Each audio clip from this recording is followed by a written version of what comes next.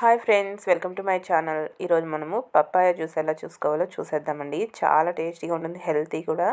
దానికోసం బాగా పండిన పప్పాయ తీసుకొని ఈ విధంగా చిన్న చిన్న ముక్కలుగా కట్ చేసుకోవాలి. ఈ పప్పాయ జ్యూస్ తాగడం వల్ల మనకి డయాబెటీస్ ఉన్న వాళ్ళకి కూడా యూస్ అవుతుంది. అలాగే వెయిట్ లాస్ అవ్వాలనుకున్న వాళ్ళకి, అలాగే హెల్తీ కూడా ఈ సమ్మర్లో ఈ జ్యూస్ తాగడం వల్ల. మీరు కూడా ఒకసారి ట్రై చేయండి. ఇంట్లో ప్రిపేర్ చేసుకున్నా కూడా బయట దొరికేదానిలాగానే టేస్టీగా వస్తుంది మనకి ఈ డ్రింక్ అనేది. ఈ విధంగా చిన్న చిన్న ముక్కలుగా కట్ చేసేసుకొని ఇదంతా ఒక మిక్సీ జార్లోకి యాడ్ చేసుకుందాము. యాడ్ చేసుకొని ఒక టేబుల్ స్పూన్ అంతా హనీని కూడా యాడ్ చేసుకోండి. హనీ ఇష్టం లేని వాళ్ళు స్కిప్ చేసేయచ్చు.